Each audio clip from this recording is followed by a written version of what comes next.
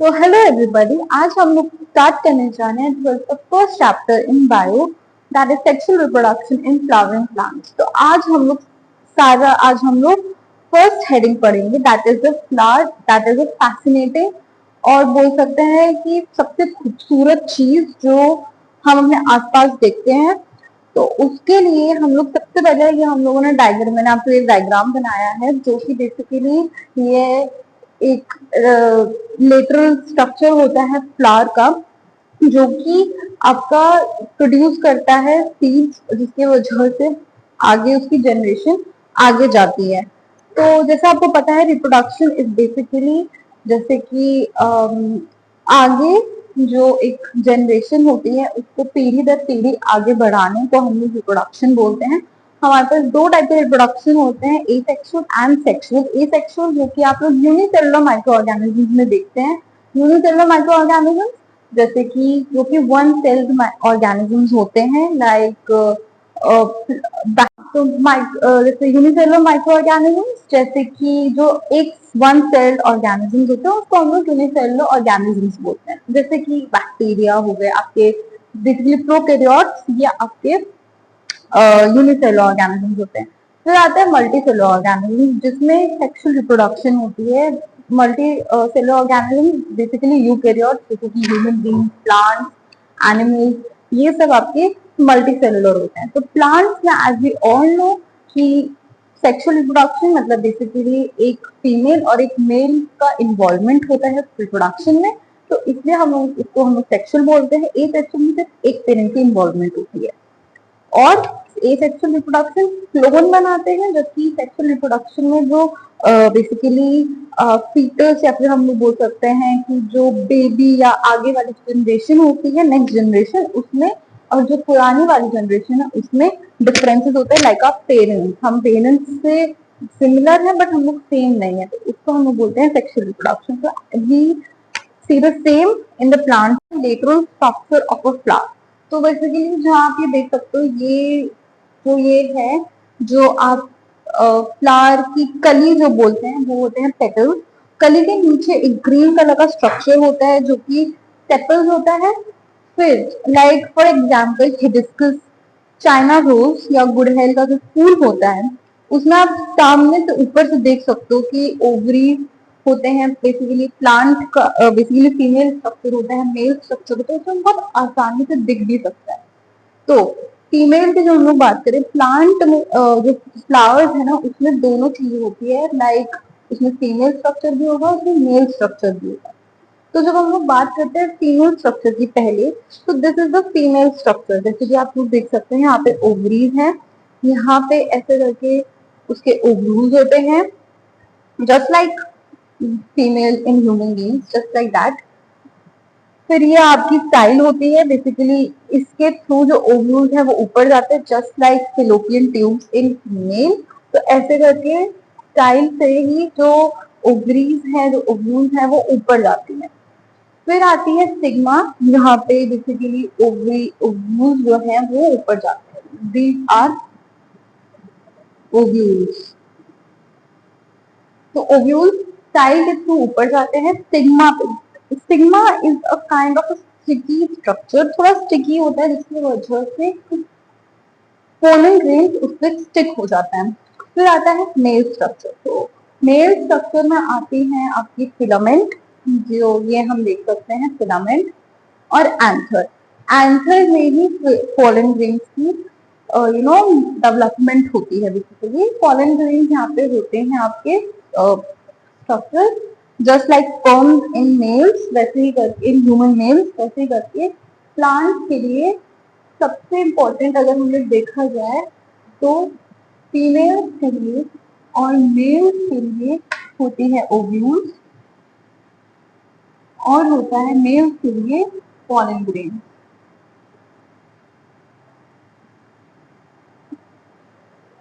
तो pollen grain अब चाहे एक होता है पोलन ग्रेन स्टिग्मा पे जाके स्टिक हो जाते हैं, जिसके वजह से यहाँ पे फिर उसकी रिप्रोडक्शन, मतलब यहाँ पे उसका फिर फर्टिलाइजेशन होता है। तो जब हम लोग फीमेल्स और मेल्स की बात करते हैं, तो फीमेल्स का जो हम लोग पार्ट बोलते हैं स्टिग्मा, स्टाइल और ओवरी, ओव्यूल्स, इन सबको हम लोग मिला के बोलते हैं गाइनोशियम, और एंथर और फिलामेंट को मिला के हम लोग बोलते हैं एंड्रोशियम। जब उसको पता चलता है कि फ्लावर आने वाला है तो बहुत सारे हार्मोनल चेंजेस होते हैं प्लांट्स में, और बहुत सारी डिफ्रेंसिएशन होती है जिसकी वजह से फॉर्मेशन होती है फ्लोरल प्रिमोडियम की। तो ये is the thing is important, क्योंकि एमसीक्यूज में आराम से आपसे पूछा जा सकता है कि फ्लोरल प्रिमोडियर होता क्या है। तो बेसिकली जब प्लांट को पता चलता है कि फ्लावर आने वाला है तो वो उसकी वजह से हार्मोनल चेंजेस होते हैं, डिफरेंशिएशन होती है, जिसकी वजह से फ्लावर प्रिमोडियम की। तो ये बेसिकली स्टेमन है जो कि एंड्रोशियम में आता है, that is the male reproductive part of a plant. तो जैसा कि हम देख सकते हैं कि ये आपका जो मैंने बताया था, दिस इज जो फिलामेंट, ये आपका एंथर है जो कि जिसमें पॉलन ग्रेन बनते हैं। द और जो फिलामेंट होता है उसको जो सबसे नीचे वाला पार्ट होता है जिससे वो अटैच होता है उसको हम लोग थैलेमस बोलते हैं।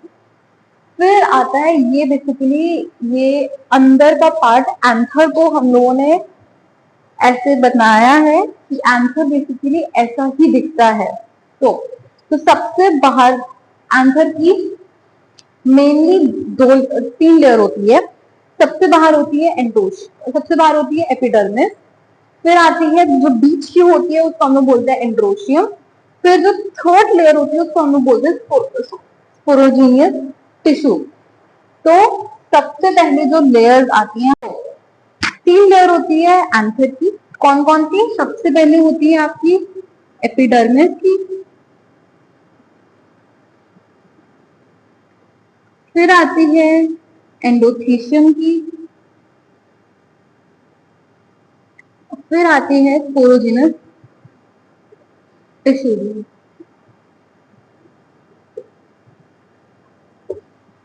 तो ये तीन चीजें आती हैं आपकी एंथर में।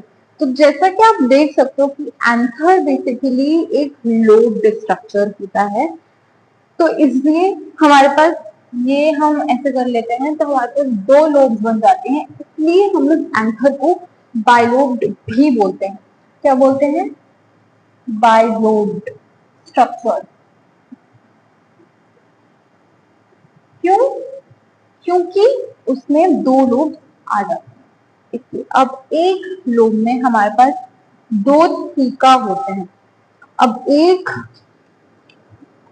As you all can see हमारे पास बाइलोब दो लोब आ गए, हमारे पास ये एक स्ट्रक्चर है और ये एक स्ट्रक्चर है, तो इसको हम लोग बोलते हैं थीका, थीका या थीकस।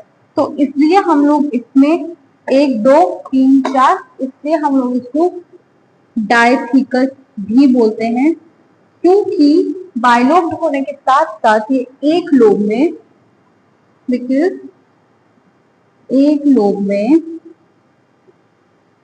एक एंथर में दो लोब होती हैं, जिसमें से एक लोब में होती हैं दो थीका, इसलिए हम लोग इसको डायथीकस भी बोलते हैं, बाइलोब्ड उसके साथ साथ डायथीकस।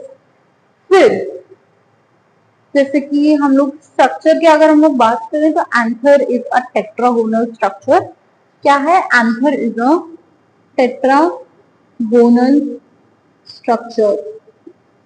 उसके साथ साथ एक टेट्रा, इसमें इस वाले जो हम लोग थीकस की बात कर रहे थे, एक थीकस में चार माइक्रोस्पोरेंजिया होते हैं। क्या होते हैं? 4 माइक्रोस्पोरेंजिया, जो कि उसके कॉर्नर से अटैच होते हैं। तो जो वो माइक्रोस्पोरेंजिया होती है, जब सेल डेवलपमेंट होती है तो डेवलपमेंट के बाद वो बनते हैं पॉलन सैक, जो कि कवर्ड होते हैं पॉलन ग्रेन से। तो ये था आपका एंथर। एक बार फिर से एंथर, एंथर में एंथर बेसिकली, या हम एंथर की जब हम लोग बात करते हैं तो इसमें पॉलन ग्रेन्स बनता है। एंथर का हम लोगों ने जब उसका ट्रांसवर्स स्ट्रक्चर देखा तो उसमें था कि हमारे पास तीन लेयर होती हैं एक किसी भी एंथर में। बट या जो आपका स्टेमन होता है it differs from plant to plant, किसी में बहुत छोटा होता है, किसी में बहुत बड़ा होता है, it depends on plant to plant. तो जब हम लोगों ने एंथर का ट्रांसफर स्ट्रक्चर देखा तो उसमें हमें पता चला कि 3 लेयर्स होती हैं एंथर में। कौन कौन सी? सबसे पहले आती है एपिडर्मिस, फिर आती है एंडोशियम और फिर आती है स्पोरजिनस टिश्यू। फिर हम लोगों ने देखा कि जो एंथर होता है उसका जो अगर हम लोग हाफ कर दे तो उसमें 2 लोब जाते हैं, इसलिए हम लोग उसको बायलोब स्ट्रक्चर भी बोलते हैं। बायलोब स्ट्रक्चर में एक लोब में 2 थीका होते हैं, इस वजह से हम लोग उसको डायथीकस भी बोलते हैं। तो एक क्यों? क्योंकि एक लोब में 2 थीका होता है। फिर अगर हम लोग इसके स्ट्रक्चर की बात करें तो anther is a tetragonal structure. Tetragonal इसलिए क्योंकि टेट्रा मतलब 4 और किसी भी आंसर में 4 साइड होती हैं, इस वजह से। फिर हम लोगों ने देखा कि टेट्रागोनल के साथ साथ अगर हम लोग इसकी बात करें तो इसमें बेसिकली आपके एक एक थीका में 4 माइक्रोस्पोरेंजिया होते हैं जो कि कॉर्नर से अटैच होते हैं। फिर जो माइक्रोस्पोरेंजिया होते हैं, जब सेल डेवलपमेंट होती है, डिफरेंशिएशन होती है, तो उसकी वजह से पॉलन सैक बनता है। पॉलन सैक कवर्ड होते हैं, पैक्ड होते हैं विद पॉलन ग्रेन्स जो कि आपके अटैच होते हैं सिग्मा से, जिसकी वजह से फर्टिलाइजेशन हो सके। फर्टिलाइजेशन होगी तो आगे सीड्स बनेंगे, सीड्स बनेंगे फिर आगे जाके आपका प्लांट बन जाएगा। तो अभी तक हम लोगों ने एंथर के बारे में पढ़ा। अभी हम लोगों ने फ्लावर का, सबसे पहले हम लोगों ने फ्लावर का देखा कि इसमें एंड्रोशियम और गाइनोशियम कैसे दिखता है। फिर हम लोगों ने एंथर के बारे में पढ़ा। हम लोगों ने एंथर का टेट्रागोनल स्ट्रक्चर देखा उसका लेटरल साइड के थ्रू। फिर हम लोगों ने, मैंने आपको ये बताया था कि 2 लोब होती हैं एंथर में, इसलिए बाइलोब होती है। तो एक लोब में 2 थीकस होते हैं, एक थीका में आपके माइक्रोस्पोरेंजियम होते हैं। So this is a structure of a microsporangium. आप एनसीईआरटी के पेज नंबर 6 पे भी ये चीज देख सकते हैं कि ये फिगर नंबर 2 है माइक्रोस्पोरेंजियम ऐसे करके। तो माइक्रोस्पोरेंजियम की 3 लेयर होती हैं। सबसे आउटर में 3 लेयर होती है, फिर इनमोस्ट लेयर जैसे आगे बढ़ती जाती है तो एक लास्ट लेयर आती है जिसको हम लोग बोलते हैं टपेटम। इस वजह से माइक्रोस्पोरेंजियम में 4 लेयर होती हैं। कौन कौन सी? 4 लेयर होती है। सबसे पहले आती है आपकी एपिडर्मिस,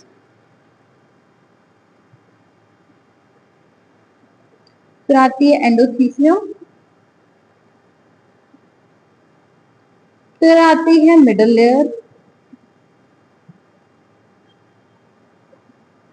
और फिर आती है टेपटम या टपेटम कभी बोलो। ऐसे करके आपके 4 लेयर्स होती है। तो जब हम लोग माइक्रोस्पोरेंजियम की बात करते हैं तो हमारे पास जो 4 लेयर्स होती हैं उसमें से जो फर्स्ट 3 लेयर्स होती हैं that is epidermis, endothecium and middle layer. इन तीनों का काम होता है माइक्रोस्पोरेंजियम को प्रोटेक्ट करना, जिससे कि कोई भी जैसे कि कुछ भी हो रहा है, चाहे वो कोई भी क्लाइमेटिक चेंज हो या फिर कोई भी कोई भी चीज हो, तो उसको प्रोटेक्ट करने के लिए हमारे पास 3 लेयर्स होती हैं that is epidermis, endothecium and middle layer that protects the microsporangium from any climatic change. तो ये फिर जो टपेटम होती है जो कि इनर मोस्ट लेयर होती है या फिर हम लोग बोल सकते हैं लास्ट लेयर होती है माइक्रोस्पोरेंजियम, तो उसका काम होता है नरिशमेंट प्रोवाइड करना। जो भी पॉलन ग्रेन या फिर जो भी सेल्स बन रहे हैं उनको उसको हम लोग नरिशमेंट प्रोवाइड करना, वो काम होता है टेप्टम। तो जो टेप्टम होता है ना उसका जो सेल होता है, उसके जो सेल के अंदर जो साइटोप्लाज्म प्रेजेंट होता है दैट इज वेरी डेंस, वो भी डेंस टेप्टम होता है। अच्छा, प्रोटेक्शन के साथ साथ epidermis, endothecium and middle layer आपकी डेहिसेंस में भी काम आती है। जो एंथर, जब एंथर में पॉलन ग्रेन बन जाते हैं तो पॉलन ग्रेन्स को जाना होता है गाइनोशियम के पास दैट इज स्टिग्मा के पास, जिससे कि वो स्टिक हो सके और आगे फर्टिलाइजेशन कैरी आउट हो सके। तो उसके लिए एंथर को फटना पड़ता है, जैसे कि दही दहीसंस होना पड़ता है। तो इसके लिए भी जब पॉलन ग्रेन बन जाते हैं, डेवलप हो जाते हैं, तब हम लोग की epidermis, middle layer and endothelium काम में आती है और टेक्टम नरिशमेंट के काम में आती है। उसी के थ्रू एक स्पोरोजिनस टिश्यू भी होता है जो कि कॉम्पैक्ट होमोजीनियस सेल्स का एक बेसिकली ग्रुप जो हम लोग बोल सकते हैं, एक कॉम्पैक्ट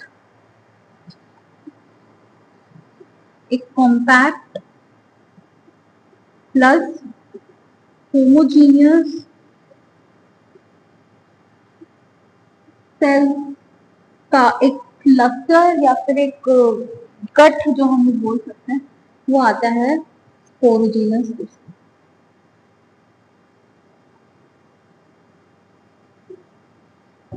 तो ये जो स्पोरोजीनस टिश्यू होता है यंग एंथम में प्रेजेंट होता है।